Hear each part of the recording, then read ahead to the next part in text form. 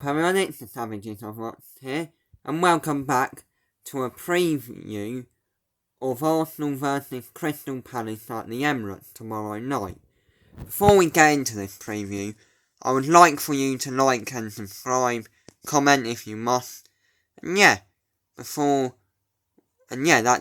pretty much it. So anyway, in our last three games against Crystal Palace, I know pretty much our last three results. We played them at home in the 2018-19 season, and guess what? We selected a lineup, and this was under Unai Emery. Unai Emery selected an lineup, and we underestimated them in terms of what Unai Emery did. Clearly not watching their away form at the time, when they beat City and all that away. So we underestimated them and we lost. Now I remember it because I was at an Easter party that day. This was in 2019, we were, by the way. And I was at an Easter party and I was following the game and just not good. Because I'm lucky that game wasn't on TV because I would have watched that. And I remember because Mustafi apparently let Wilfried Zaha, a tricky player, just run past it and goal. As soon as we were in the ascendancy. So that was one of them. Another game I remember, against Crystal Palace. This was still under the Unai Emery era. And that is when the toxic atmosphere just came really thick and fast. What happened is we were 2-0 up, even though we weren't playing great. This was in October 2019, and we were at home again. So we were 2-0 up, we then go and squander a 2-0 lead, and it just went really sour, booing, everything. I remember Xhaka coming off the bench, and I might be wrong from some strong language, but he came off the bench, fans were booing and cheering. He hadn't actually had a particularly bad game. But guess what? He went and told us to F off. I know, right? F off. And guess what? That game finished 2-2 and we had squandered a 2-0 lead. And everyone just went Emery out. And that's when it really started. That is when it really peaked and kicked off.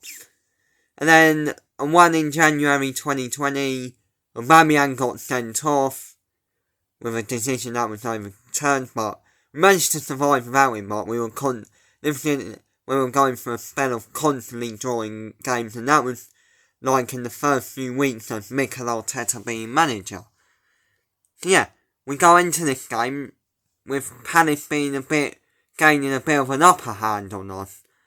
Because I remember beforehand, we draw 2-2 at Selhurst Park, so we have not beaten them in 4 games since 2017. It's quite a while since we've beaten. 2018, January under Arsene Wenger, so they've been a bit of a bogey side to us, but basically that means they are quite hard to play against. I know some of you will say that they're not, but they are. And I mean, getting that first goal is pretty hard to break them down.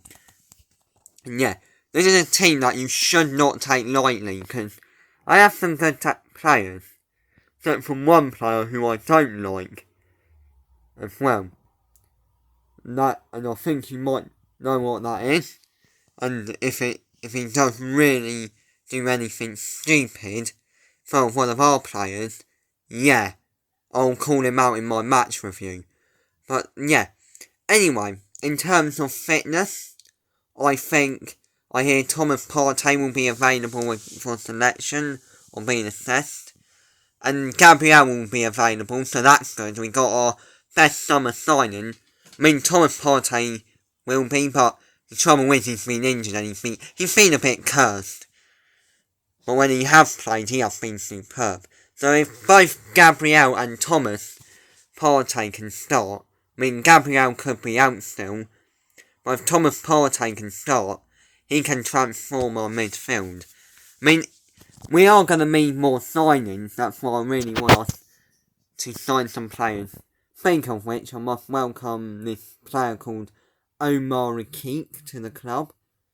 And he is our future, technically saying, because they don't announce the youngsters coming in as much as they do big mainstream players. So always be aware of signings like that. And we must be careful. If we underestimate them like we did a couple of seasons ago, we will pay the price and we will lose. Don't underestimate Palace, because remember, at the beginning of the season, they did actually beat Man United away from home 3-1. Or 3-2, I'm not sure, but I think it was 3-1. Yeah, that just shows you. But then, at the same time, they went on, before Christmas, they conceded 7 to Liverpool. So yeah, you can look at it both ways. But it's not going to be as easy as what it may suggest. Roy Hodgson is also under a bit of pressure. I've seen my friends from school slag him off and that. There's a reason why he left England. Because he's absolutely rubbish. But he can tactically outplay the big teams, especially away from home. So we must be wary of that. Shit. And also good news is Martinelli will be back in a few days, hopefully, and the injury is not as bad as we feared. So anyway, that's pretty much nearly it. So yeah, home game against Crystal Palace. I'll be watching it. Got nothing else to do because I'm stuck here in a very strict lockdown. Trust me, this is a strict lockdown, and I'm glad they're managing to keep football up and running. So I have a feeling if Scotland suspend their season, then guess what? Ours is going to get suspended. So yeah. But yeah, let's keep football going as long as it is, because the show must go on. It will add to the congestion of things this year. Now if our season gets suspended, what will happen to the Euros and that? So we must carry on. And games will have to I think they might have to put youngsters out, well, if they can, during international breaks and catch up on games. I'm just not sure. Maybe we should have had a winter break and teams can just play through it. Play the games that were postponed. Or maybe just forfeit a match. And just make it easier. Because what's the point?